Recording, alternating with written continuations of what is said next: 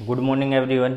मैं निशांत कुमार एक बार फिर से आपके अपने यूट्यूब चैनल ड्रीम परीक्षा में आप सभी का स्वागत करता हूं।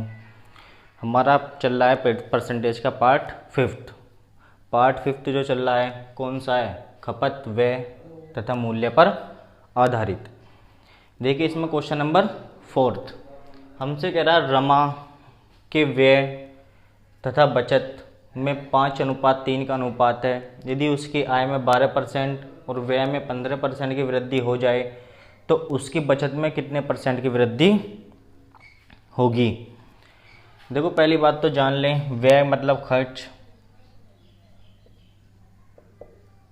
और बचत। अगर हम किसी व्यय को जोड़ें और अपने बचत को जोड़ें तो हमारी आय आ जाएगी। तो किसके बराबर है इन दोनों का ऐड? आय,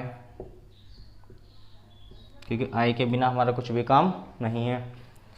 व्यय है हमारा 5, बचत है 3, तो आय कितनी होगी? जब 5 रुपये खर्च करने के बाद भी 3 रुपये हम बचा रहे हैं तो हम कमा कितने रहे हैं? 8 रुपये।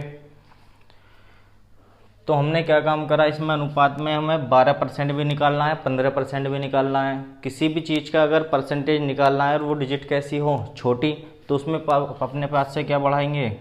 2 जीरो इसमें और 2 जीरो इसमें। अब हमसे कह रहे हैं आय में 12% की क्या करनी है? वृद्धि। आय कहाँ है हमारे पास? 800। तो 800 में कितने की वृद्धि हो जाएगी? 12 की। अब 800 का 12%,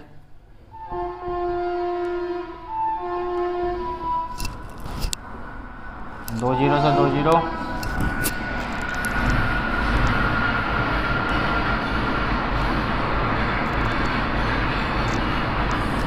अब हमने देखा कि 800 का जो 12% है वो कितना है? 96। तो 96 की क्या हुई है? वृद्धि। तो 96 वृद्धि के बाद नया वेतन कितना आ गया? 896। अब हमसे कह रहा है कि व्यय में 15% की क्या हो गई? वृद्धि। जब व्यय 15% बढ़ रहा है तो जो पुराना व्यय है वो हमारा वो ज़्यादा हो जाएगा। तो व्यय कितना बढ़ गया? 15%। अब ऐसे डायरेक्ट निकल जाएगा 15 पंजे 75। ये आप यहाँ निकाल के देख लो।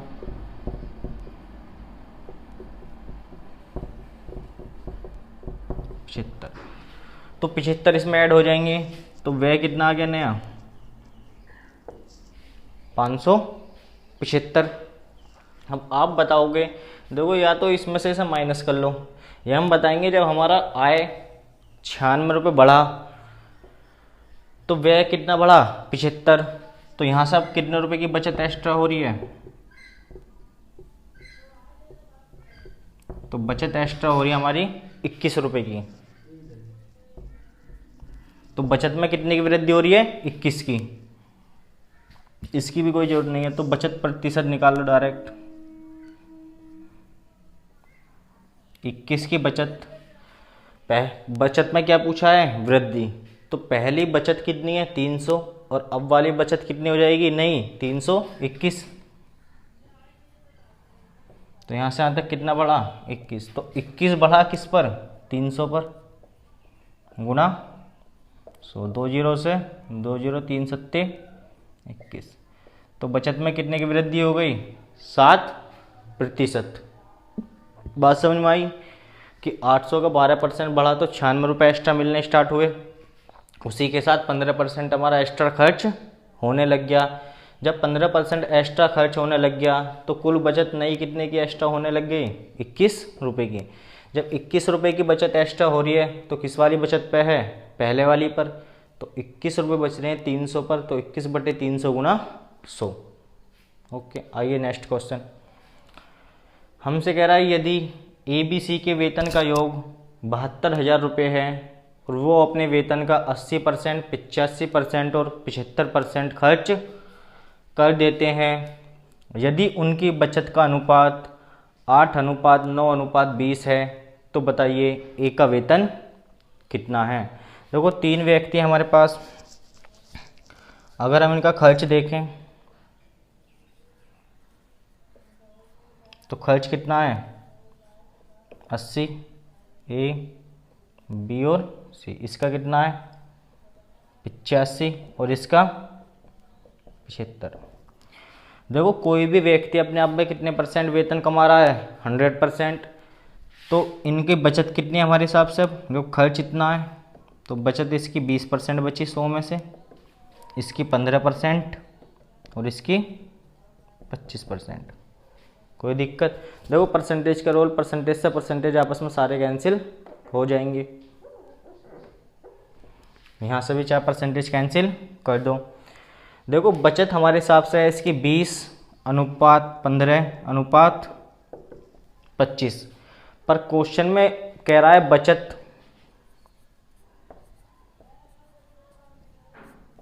वो जो है हमारी कितनी है, 8, 9 और 20। सही है। देखो ऐसे सवाल में, इस वाले में हम क्या करेंगे, कॉमन दिख रहा है सब में, 5 से काट ले, 5 चौक 20, 5 तिया 15 और 5 पूरे 25। हमने देखा हमारे हिसाब से बचत का अनुपात है 4:3:5। उसके हिसाब से बचत का अनुपात कितना आ रहा है, 8:9:20। तो ये कितने गुना हो रहा है, 2 गुना, ये 3 गुना और ये 4 गुना। अब हमसे पूछ रहा है ए का वेतन। देखो किसी का भी हिस्सा निकालना है, पहली बात तो ये जो मल्टीपल आ रहा है ये उनके क्या है, वेतन का अनुपात। तो वेतन का अनुपात कितना आ गया,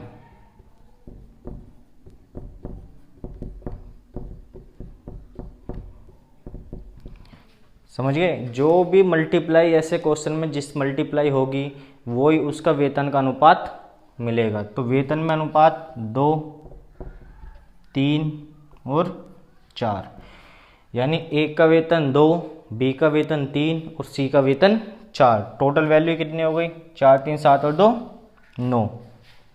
कुल वेतन 9, पर हमसे कह रहा है इन सभी का कुल वेतन कितना है, 72,000 रुपये। तो 9 की वैल्यू कितनी है, 72,000। तो 1 की वैल्यू कितनी है, 8,000। 8 निम 72। तो हमें किसकी पूछ रहा है, ए। तो ए कितना है, 2, मल्टीप्लाई किसकी हो जाएगी, 8। 8 दूनी 16,000 रुपये, यानी ए का वेतन कितना मिला हमें, 16,000। करिए नोट डाउन।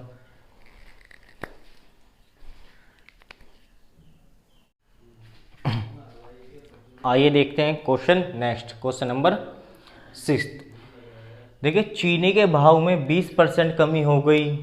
अब एक व्यक्ति 36 रुपये में 500 ग्राम, देखो 500 ग्राम का मतलब है आधा किलो चीनी अधिक खरीद सकता है। तो बताइए चीनी का प्रारंभिक प्रति किलोग्राम भाव क्या था। देखो प्रारंभिक का मतलब है पहले, यानी चीनी के भाव पहले कुछ था, फिर उसमें क्या हुआ 20% की कमी, तो उसमें बाद में रेट घट गया। तो हमसे पहले वाला रेट पूछ रहा है। देखो इसके करने का तरीका, 20% की क्या हुई कमी, कलम ने सीखा ये वाला मेथड। 20% का मतलब है 20/100, 1/5। पहले मूल्य कितना है 5, अब मूल्य में क्या हो गई कमी।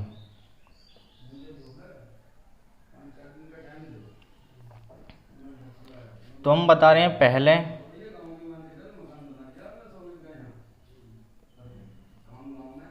बाद में। पहले मूल्य 5 है, कमी कितने की हुई है 1 की,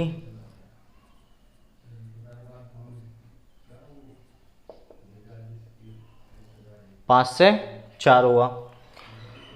तो हम कह रहे हैं कि 500 ग्राम 36 रुपये में 500 ग्राम चीनी अधिक खरीद रहे हैं। देखो अधिक खरीदने का मतलब खपत हमारी बढ़ गई। तो खपत क्या हुई हमारी, पहले 4 थी तो आज कितनी हो गई 5, क्योंकि हमारा व्यय आज भी 36 रुपये बाजार में जेब में 36 रुपये लेके जा रहे हैं, और कल भी हम जेब में 36 रुपये लेकर जा रहे थे। तो इसलिए हमने कल सीखा था अगर व्यय हमारा सेम है तो ये वाली चीज़ इधर और ये वाली चीज़ इधर। तो आप बताओगे यहाँ से यहाँ तक खपत कितनी बढ़ रही है हमारे हिसाब से 1, और 1 की वैल्यू कितनी है 500 ग्राम या आधा किलो। आधा किलो लिख लें, कोई दिक्कत ही नहीं है। तो हमसे पहले की बात कर रहा है, तो पहले चीनी खा रहे कितने हम 4, जब 1 में आधा किलो खा रहे हैं तो 4 में कितनी खाएंगे। देखो 1 में आधा, 2 में 1, 3 में 1.5 और 4 में 2। तो पहले कितनी किलो चीनी खा रहे हैं? 2 किलो। यानी जो हमारी पहली खपत थी वो कितने किलो की है? 2 किलो की। और 2 किलो कितने रुपए खर्च करके ला रहे हैं हम? 36 रुपये। यानी 2 किलो चीनी बराबर कितने की है? 36 की। तो 1 किलो चीनी कितने की आ गई?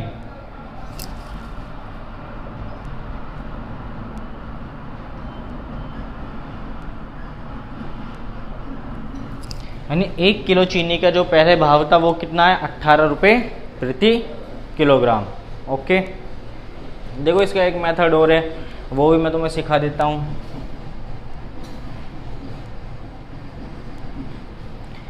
देखिए ऐसा होता है जब हम बाज़ार में 36 रुपये लेके जा रहे हैं, हमें सामान भी कितने रुपए का ख़रीदना है? 36 का। पर जब हम बाज़ार में पहुँचे तो हमें पता पड़ा कि हमारे 36 रुपये पर 20% की क्या आ गई? कमी। तो हमारी वो क्या है? बचत। तो 36 रुपये का 20% की क्या होगी? कमी। 1 जीरो से 1 या 20 पंजे 100, 5 सत्ते 35, 5 दूनी 10। यानी 7 रुपये 20 पैसे की हमने क्या करी? बचत। तो 7 रुपये 20 पैसे जो हमारी जेब में बचे, इनसे हमने कितने किलो चीनी खरीद ली? आधा किलो एक्स्ट्रा, क्योंकि हमारी जेब में 7.5 रुपये 20 पैसे बच रहे थे। हमने क्या काम करा? उन्हें जेब में ना बचा के वापसी उतनी चीनी और खरीद ली। जब आधा किलो 7 रुपये 20 पैसे की है तो 1 किलो कितने की है? दुगना हो जाएगा। यानी 1 किलो चीनी अब घटने के बाद कितने रुपए की आ रही है? 14 रुपये 40 पैसे की। पर हमसे तो पूछ रहा है कि घटने से पहले प्रारंभिक मूल्य कितना था। अब देखो घटा कितना? 20%। तो 20% का मतलब है 1/5। जब मूल्य पहले 5 था, आज कितना रह गया? 4। तो इस 4 की वैल्यू कितनी देकर चला है हमें? 14.40।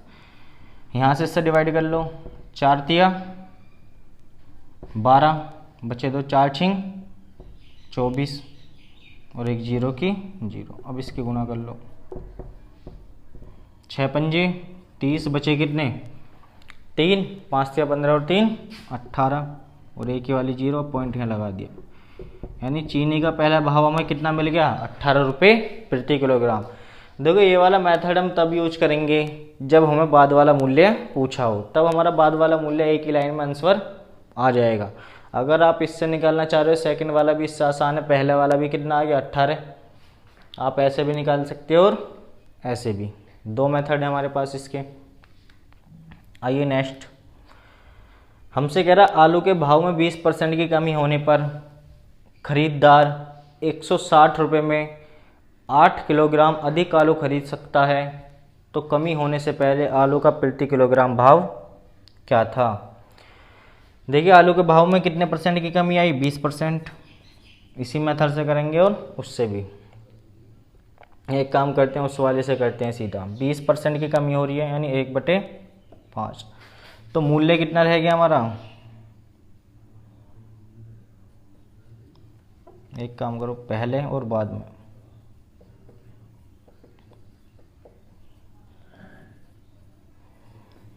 पाँच पे कितनी कमी हो रही है? 20% कमी। कमी का मतलब है घट रहा है मूल्य। 5 से कितना? 1 कमी होने के बाद कितना रह गया? वो 4। हमने क्या काम करा? जब हम जेब में कितने रुपए खरीददार 160 रुपये में 8 किलोग्राम अधिक खरीद रहा है, यानी जेब में हम 160 रुपये लेकर निकले और 8 किलोग्राम हम आलू अधिक खरीद के लाए। अगर ये 8 किलो अधिक ना खरीदते तो बचत 160 रुपये पर कितने परसेंट की हो जाती? 20%, क्योंकि मूल्य जो 20% घट रहा है।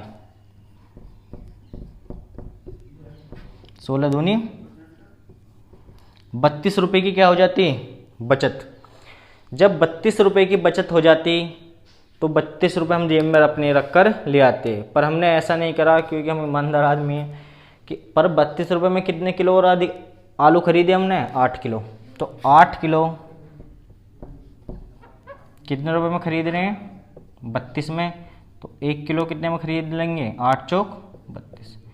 तो हमने बताया ये हमेशा जब भी निकलेगा कौन सा मूल्य है? ये घटा हुआ। तो घटा हुआ मूल्य कितना है 1 किलो का? 4 रुपये। तो हमें पता पड़ा मूल्य पहले 5 था, आज 4 है। 4 की वैल्यू कितनी है? 4 रुपये। तो मल्टीप्लाई 1 की हो रही है सिर्फ, तो इसमें भी 1 की हो जाएगी, 5 रुपये। यानी पहले वाला मूल्य जो था वो था 5 रुपये प्रति किलोग्राम, प्रारंभिक वाला। और बाद वाला अगर पूछ लेता तो बाद वाला आ जाएगा 4 रुपये प्रति किलोग्राम। सही है। इस मेथड से भी ये वाला हम कर लेंगे, हिसाब घर पे करेंगे, ये वाला मेथड इसमें लगा के। करिए नोट डाउन।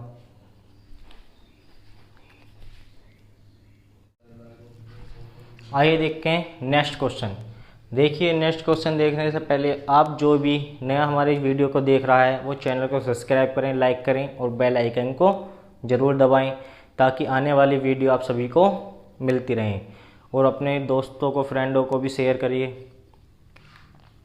देखिए हमसे कह रहा है कि एक वस्तु के मूल्य में हर वर्ष ह्रास की दर 10% है। यदि वस्तु का वर्तमान मूल्य 3645 रुपये है तो बताइए 3 वर्ष पूर्व उसका मूल्य क्या था। देखो पहली बात समझ लीजिए, ह्रास का मतलब है कमी। सही है। यानी कहीं ह्रास लिखा होगा तो उसका मतलब है उसमें क्या हो रही है? कमी हो रही है। और कमी की जो दर है वो 10% है। और 10% कमी के बाद 3 वर्ष बाद जब उसका मूल्य आज हमने देखा तो हमें कितना मूल्य मिला? 3645। तो पूछ रहा है 3 वर्ष पूर्व उसका मूल्य क्या था।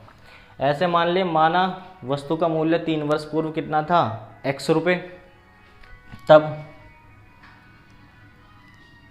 कमी कितनी हो रही है उसमें? कमी परसेंटेज ही लिख लीजिए, 10। परसेंटेज हटाओगे तो 100, नीचे से डिवाइड करना पड़ेगा। 10 एक कम 10, 10 धाम 100। यानी 1 की कमी हो रही है किस पर? 10 पर। तो मूल्य कितना माना हुआ है हमने? x था पहले। तो मूल्य जो 10 पे कितना रह गया? 1 साल बाद 1 कमी हुई तो 10 से कितना हो गया? 9 हो गया। ऐसी प्रक्रिया फिर अगले साल हुई, 10 से कितना हो गया? 9 हो गया। क्योंकि कमी 10 पर 1 की हो रही है हर साल, तो हर साल 10 से 9 और 10 से 9। ये प्रक्रिया कितने साल हुई? 3 साल। तो 3 बार ये वाली प्रक्रिया करेंगे, 9/10। अगर 3 साल प्रक्रिया ये वाली करने के बाद हमने देखा आज मूल्य कितना है? 3645। तो मूल्य कितना हो गया? 3645। 9 से काट लीजिए, 9 चौक 36, ना जाने की 0, 9 पंजे 45, 9 चौक 36 और 9 पंजे 45, फिर 9 पंजे 45। तो x की यहाँ से वैल्यू आ गई 5 गुना 10 गुना 10 गुना 10। क्योंकि नीचे अपोन में, बटे में, जो भी चीज़ बराबर के इधर साइड में बटे में रहेगी उधर जाकर किस में पहुँच जाएगी? मल्टीप्लाई में। तो आंसर कितना आ गया? 5000 रुपये। सही है। अगर वीडियो अच्छी लगे तो लाइक करें। हमसे कह रहा है किसी मशीन का वर्तमान मूल्य, नेक्स्ट क्वेश्चन में, कि किसी मशीन का वर्तमान मूल्य 2 लाख रुपए है तो 2 वर्ष बाद उसका मूल्य क्या होगा यदि प्रत्येक वर्ष उसके मूल्य में 5% की कमी होती है। देखो इस बार भी कमी हो रही है, पर हमसे कह रहा है हमारा जो वर्तमान मूल्य इस बार दे के चला है वो 3 वर्ष 2 वर्ष बाद। देखो 2 वर्ष बाद यानी आज से 2 वर्ष बाद की पूछ रहा है। सही है। यानी भविष्य की। पूर्व का मतलब पहले और बाद का मतलब बाद, यानी भूतकाल, भविष्य। हमसे कह रहा है 5% की कमी हो रही है।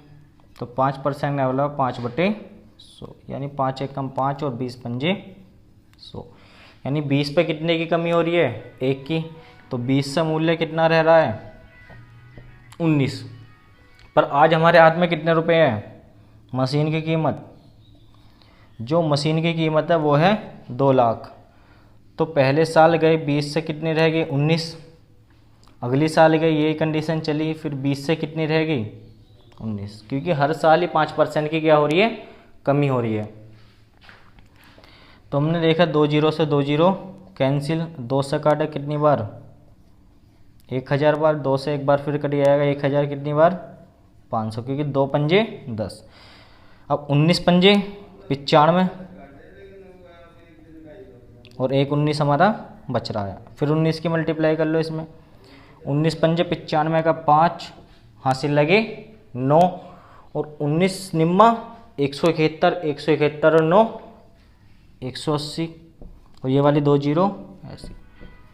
तो हमने देखा 2 वर्ष बाद उस मशीन का कीमत 1,80,500 रुपये रह जाएगी। ओके, परसेंटेज हमारा चैप्टर कंप्लीट हो चुका है। जिसको भी जो वीडियो छूट गई हो या जिसकी जो वीडियो रह गई हो वो डिस्क्रिप्शन में लिंक दिया हुआ है, वहाँ से जाकर पुरानी वीडियो देख सकता है ताकि आप चैप्टर को कंप्लीट स्टडी कर सकें। ओके, गुड बाय, मिलेंगे अब नेक्स्ट वीडियो में।